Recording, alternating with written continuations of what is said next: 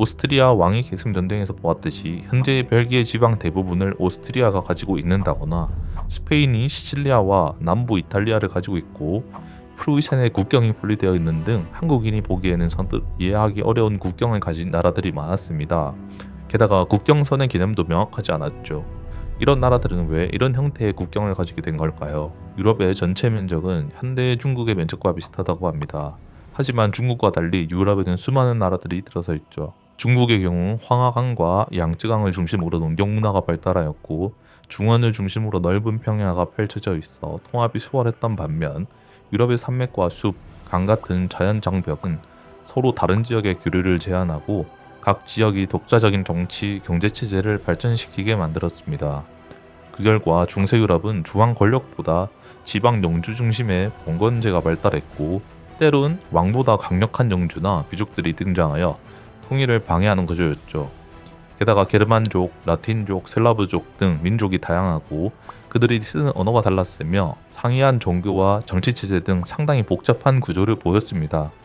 세력이 많은 만큼 외교의 중요성이 높아졌고 강력한 동맹을 얻기 위해 혼인을 활용했습니다. 대표적인 인물로는 합스부르크의 카를 5세가 있었죠. 그는 할아버지와 부모로부터 신성 로마 제국 황제직은 물론 지금의 베네룩스 지방, 시칠리아와 나폴리, 사르디냐 등 이탈리아 일부 그리고 스페인과 스페인의 식민지였던 중남미 국가들까지 물려받았습니다. 이렇듯 혼인과 상속을 통해 얻은 영토들이 본국과 떨어져 있는 형태로 존재하면서 이런 형태의 국경이 만들어진 것입니다. 오스트리아 왕위 계승 전쟁이 일어나기 전에 스페인과 폴란드에서도 왕위 계승 전쟁이 발발했습니다. 이러한 전쟁에는 유럽의 주요 국가들이 대부분 참전하였으며 복잡한 이해관계가 작용했습니다.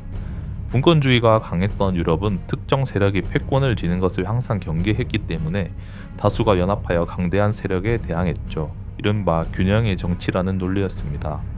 그렇다면 왕위 계승 전쟁이라는 것은 무엇일까요? 카를 5세처럼 정복이 아닌 상속을 통해 세력을 흡수할 경우 그들이 우려한 패권국이 등장할 가능성이 있기 때문에 특정 왕가의 혈통이 끊어져 타국의 왕 혹은 왕족이 통치권을 물려받을 경우 위험을 감지한 주변국들이 개입하면서 벌어지는 전쟁입니다.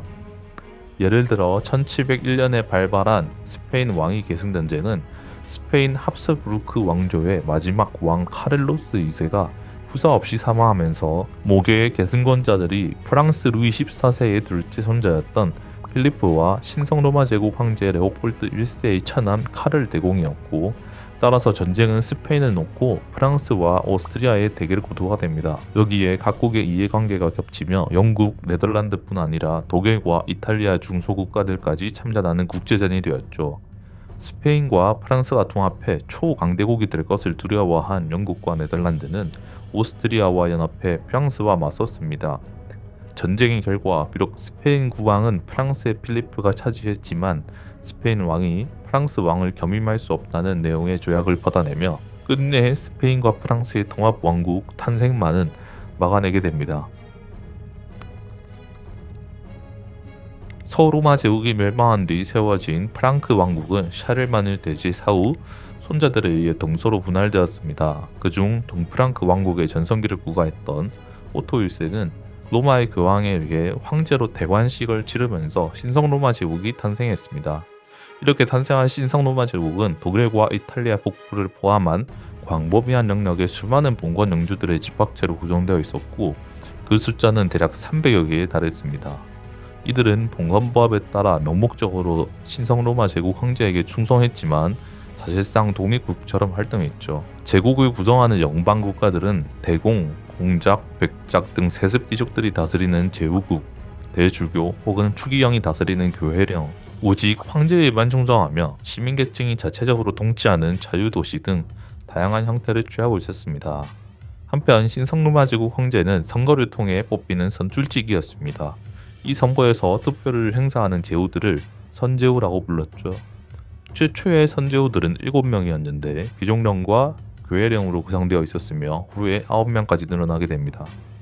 이들은 선거권이 있는 만큼 제국 내에서 강한 영향력을 행사했으며 황제를 견제하는 역할도 수행했죠. 선제우들은 각기 이해관계에 따라 황제와 대립하기로 했는데 류타의 종교개혁으로 생겨난 신교와 지존 구교와의 갈등으로 발생한 30년 전쟁이 대표적이었습니다. 그 결과 신성문화 제국은 언어와 문화뿐 아니라 종교마저 통일되지 못해 결국 단일 국가로 통합되지 못하고 느슨한 연방제로 남게 되었습니다. 나폴레옹이 등장한 19세기에도 유럽은 총을 든 보병들이 밀집 대형을 이루어 전투를 벌였습니다. 흔히 전열보병으로 불리는 대형인데요. 왜 총과 대포가 나왔는데도 유럽의 국가들은 이런 전술을 고집했을까요?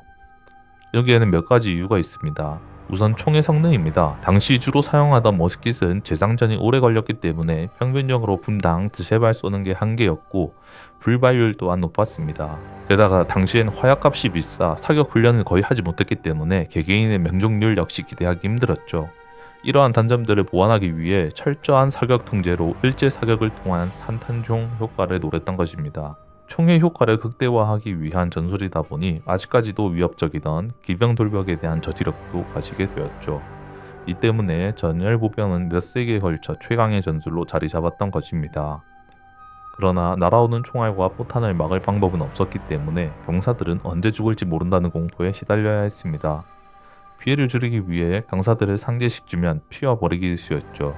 다만 상계 전투병이 아예 없는 것은 아니었습니다. 여러 전투에서 활약했던 오스트리아의 판두르, 그랜저나 프랑스의 볼티저 등은 서로 간 일정 거리를 두는 상계 진영으로 유격전을 펼치던 병과였죠. 그러나 이들은 기병들에게 속수무책으로 당했기 때문에 주력으로 사용할 수 없었습니다. 명예혁명과 권리장전을 통해 유해의 주도로 국정을 운영하는 영국은 조지 1세의 등극으로 유럽 대륙에 하노버라는 거점이 생기면서 유럽에서 벌어지는 전쟁에도 주요국으로 참전하게 됩니다. 다만 영국은 강력한 해군을 바탕으로 북아메리카와 인도에서 벌어지는 식민지 쟁탈전에 주력했기 때문에 유럽에서 벌어지는 전투는 다소 소극적이었습니다.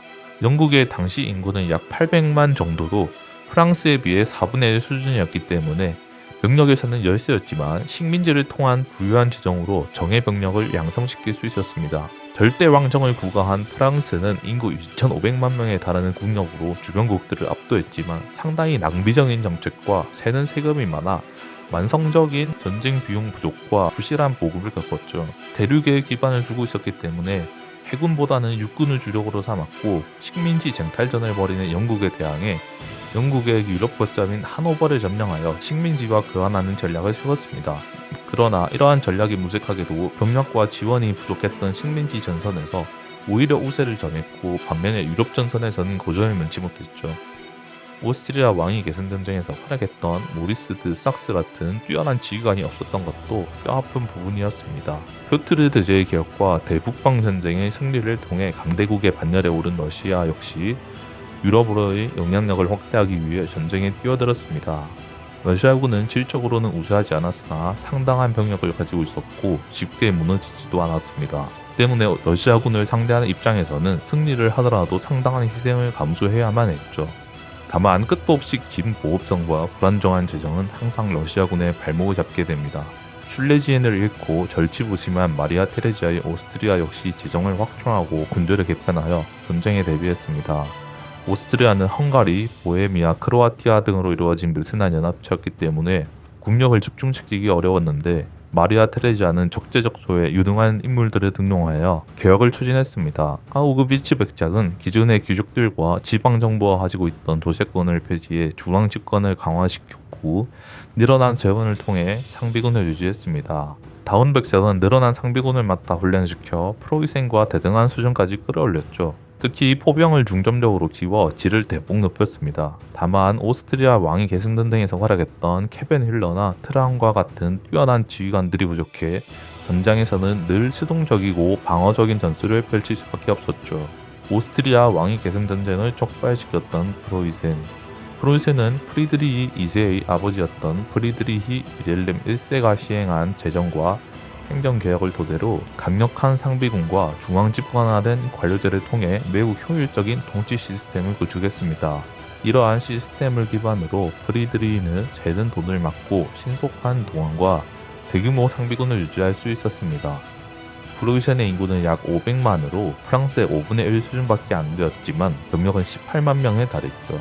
병력의 대부분은 외국인으로 구성된 용병이었기 때문에 프로이센은 체거를 통한 엄격한 규율로 유명했고, 이를 바탕으로 프리드리히는 빠른 기동을 통한 공세 작전으로 유럽의 강대국들에게 맞섰습니다.